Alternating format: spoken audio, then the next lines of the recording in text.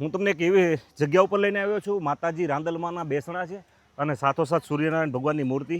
અને કહેવાય ને કે માં રાંદલમાં અને સૂર્યનારાયણ ભગવાન સાક્ષાત એક જ નિજ મંદિરની અંદર બિરાજમાન છે. અને રાંદલમાં અને સૂર્યનારાયણ ભગવાનની નીચે નવગ્રહનું મંદિર છે.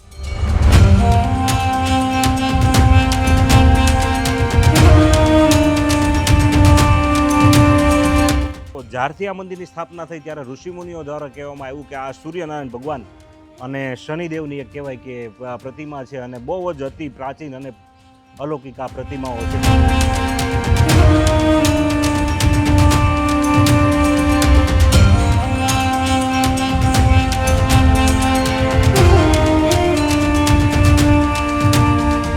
સાથે મળીને માતાજીના દર્શન કરીએ અને કંઈક ભગવાન સૂર્યનારાયણ અને રન્નાદેવીને એવી પ્રાર્થના કરીએ કે આપણા જીવનમાં પણ એના જેટલું જ તેજ પૂરું પાડે.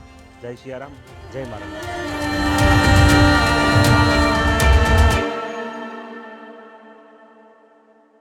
જય સિયારામ મિત્રો, આજે હું તમને એક એવી જગ્યા ઉપર લઈને આવ્યો છું, માતાજી રાંદલમાના બેસણા છે અને સાથોસાથ સૂર્યનારાયણ ભગવાનની મૂર્તિ. અને કહેવાય ને કે માં રાંદલમાં અને સૂર્યનારાયણ ભગવાન સાક્ષાત એક જ નિજ મંદિરની અંદર બિરાજમાન છે. અને રાંદલમાં અને સૂર્યનારાયણ ભગવાનની નીચે નવગ્રહનું મંદિર છે. અને આ એક એવું ધાર્મિક સ્થળ છે મિત્રો કે અહીંની લોકવાયકા કાંઈક એવી છે કે જે કહેવાય ને કે યુવાવસ્થામાં કોઈ પણ વ્યક્તિ હોય તો એને મનચાહા વરની કે એવી કોઈ પ્રાપ્તિ કરવાની એને કંઈક ને કંઈક ગેલછા હોય છે કે ભાઈ મને આ ફલાણો વર જોઈએ, કે માતાજી પાસે એવી કંઈક ને કંઈક માંગણીઓ હોય છે. તો ચોક્કસપણે એ લોકોની પણ અહીંયા માંગ પૂરી થતી હોય એવી એક શ્રદ્ધા અને વિશ્વાસ છે. તો ચાલો, કેવો રહ્યો છે આ મંદિરનો ઇતિહાસ તે સંપૂર્ણ માહિતી આ મંદિરના પૂજારી દ્વારા આપણે મેળવવાની છે. અને સાથે મળીને માતાજીના દર્શન કરીએ અને કંઈક ભગવાન સૂર્યનારાયણ અને રન્નાદેવીને એવી પ્રાર્થના કરીએ કે આપણા જીવનમાં પણ એના જેટલું જ તેજ પૂરું પાડે. જય સિયારામ, જય મા રન્નાદેવી.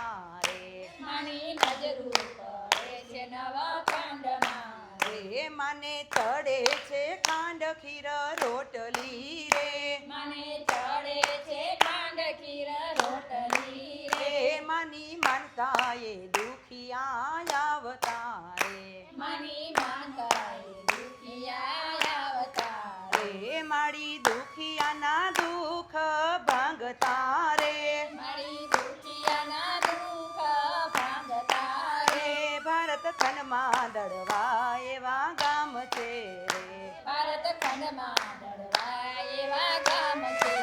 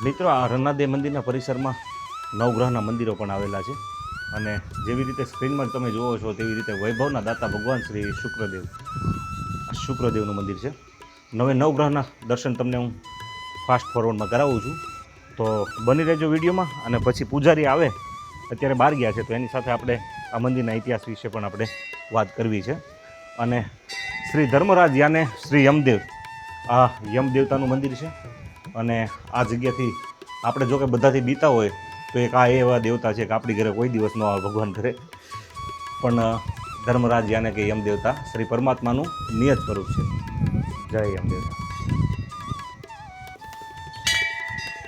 મિત્રો આ છે ધનના દેવતા મંગળ દેવતાના દર્શન અહીંયા સાક્ષાત છે અને નવગ્રહના દર્શનમાં એમ કહેવાય છે કે ધનના દાતા એટલે કે ભગવાન શ્રી મંગળદેવ જય ભગવાન મંગળદેવ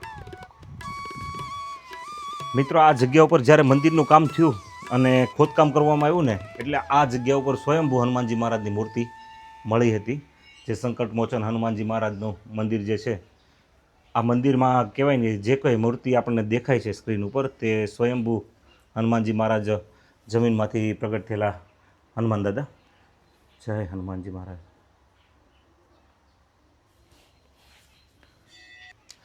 મિત્રો હનુમાનજી મહારાજ વિશે તો લોક સાહિત્યમાં ઘણા દુઆ લખાણા છે જેવી રીતે કે એમાંથી મને એક જો પ્રિય હોય ને તો જમગઢ જાંબુએ વન નીલ અંગત સુગ્રીવ ન રહ્યા પણ હજુ લગ હનુમાન ઈ તો કાયમ બેઠો કાગડા આ કવિ કાગનો દુહો છે અને કહેવાય ને કે હનુમાનજી મહારાજ પાસે તમારી જે કાંઈ આદિવ્યાધિ ઉપાધિ હોય અને શનિવારે દાદાના શરણમાં તેલ ચડાવીએ આ એક આપણે હિન્દુને આસ્થાનો દેવ છે તો દાદાને પણ એવી પ્રાર્થના કરીએ કે અમારો જે કોઈ વિડીયો જોવે છે તે બધાના દુઃખ દારિદ્ર દૂર કરજો જય સિયારામ જય હનુમાનજી મિત્રો આ જગ્યા ઉપર શ્રી યમુના દેવી માતાજીનું પણ મંદિર છે આ પરિસરની અંદર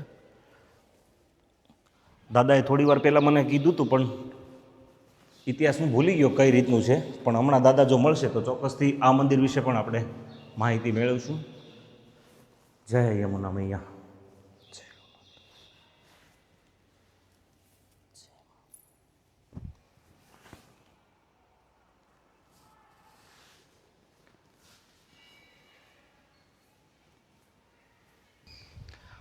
મિત્ર રાહુ ધારે તો માણસને ન્યાલ કરી દે અને રાહુ ધારે તો માણસને જમીન દોષ કરી દે આ રાહુ દેવતાનું મંદિર છે અને ખરેખર આ નવગ્રહતાના આપણે કહેવાય ને કે દર્શન કરીને ખરેખર અમે તો ધન્ય અનુભવીએ છીએ પણ તમે પણ ધન્યતાનો અનુભવ કરશો અને હજી ઘણા મંદિરો છે અને અમારા મિત્રો આ જે રીતે મંદિર આપણને દેખાય છે તે મહાત્મા શ્રી રાહુદેવ છે એમ કહેવાય છે કે રાહુ જો રીજે તો રાજ અપાવે રાહુ ખીજે તો દાટ વાળે પણ આપણે ભગવાનની પ્રાર્થના કરીએ કે સૌનું ભલું કરજો અને આગળ પણ ઘણા મંદિરો બાકી છે અને ફટાફટ પતાવીને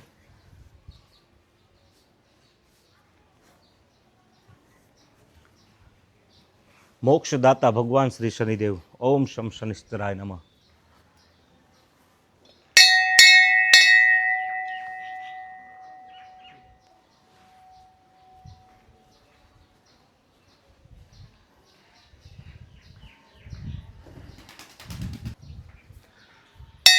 મન સ્વરૂપ ભગવાન શ્રી ચંદ્રમાના દેવતા.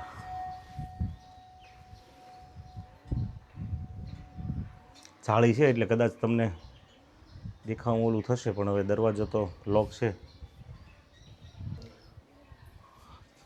મિત્રો, આ જે સ્ક્રીન ઉપર દેખાય છે ચંદ્ર ભગવાનનું જે મૂર્તિ પ્રતિષ્ઠા અહીંયા કરેલી છે તે દેખાય છે. મિત્રો, આ યમદેવ એટલે કે એનું ધર્મ મંદિર એવી રીતની અહીંયા કંઈક ઉલ્લેખ કર્યો છે અને આગળ પણ યમદેવતાનું કંઈક મંદિર હતું, પણ અહીંયા મૂર્તિ રૂપે સાક્ષાત યમદેવતા બિરાજમાન છે. ઓમ યમ યમાય નમઃ.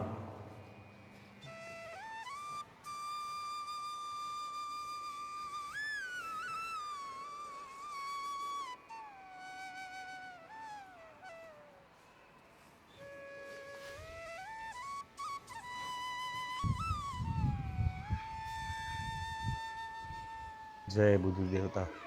મિત્રો, આ બુદ્ધિપ્રદ ભગવાન શ્રી બુદ્ધ દેવતાનું મંદિર છે. ઓમ બુદ્ધાય નમઃ. બુદ્ધ દેવતા.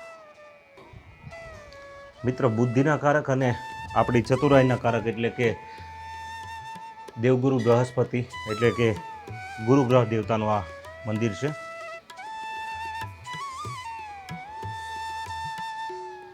ઓમ ગ્રામ ગ્રીમ ગ્રોમ સહ ગુરુવે નમઃ.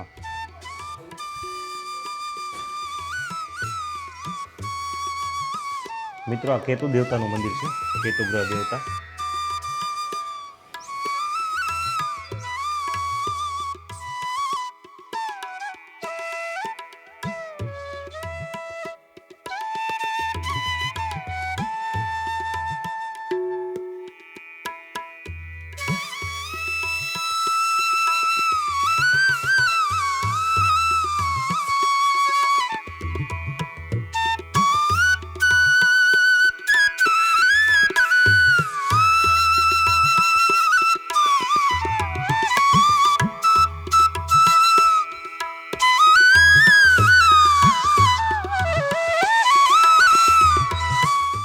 મિત્રો, આ જગ્યા ઉપર જે પૂજારી દાદા છે અત્યારે હાલ એની ઘરે કંઈક ફોન આવ્યો એટલે દાદા તો નીકળી ગયા છે, પણ મને જ્યાં સુધીની ખબર છે ત્યાં સુધીના ઇતિહાસની વાત કરું તો જ્યારથી આ મંદિરની સ્થાપના થઈ ત્યારે ઋષિમુનિઓ દ્વારા કહેવામાં આવ્યું કે આ સૂર્યનારાયણ ભગવાન અને શનિદેવની એક કહેવાય કે પ્રતિમા છે અને બહુ જ અતિ પ્રાચીન અને અલૌકિક આ પ્રતિમાઓ છે. જેવી રીતે મેં તમને આ મંદિરના દર્શન કરાવ્યા છે, પણ આ જગ્યા ઉપર નવગ્રહના પણ દર્શન આપણને જોવા મળે છે અને સાઈડમાં જે ભગવાન મહાદેવનું જે સોમનાથમાં આપણે લિંગ છે તેવી રીતની અહીંયા લિંગ પણ આપણે ભગવાન આશુતોષની આપણને જોવા મળે છે અને જે દીપ્યમાન સ્વરૂપ આ મંદિરનું છે અને આ દર્શન તમારી સુધી અમે પહોંચાડવાનો એક પ્રયાસ કર્યો છે. અમારો આ પ્રયાસ તમને કેવો લાગ્યો એ કોમેન્ટમાં ચોક્કસથી લખજો અને ભગવાન સૂર્યનારાયણ અને મા રાંદલને અહીંથી એવી પ્રાર્થના કરીએ કે અમારો જે કોઈ વિડીયો જોવે છે તે સૌનું ભલું કરજો. જય સિયારામ, જય મા રાંદલ, જય સૂર્યનારાયણ.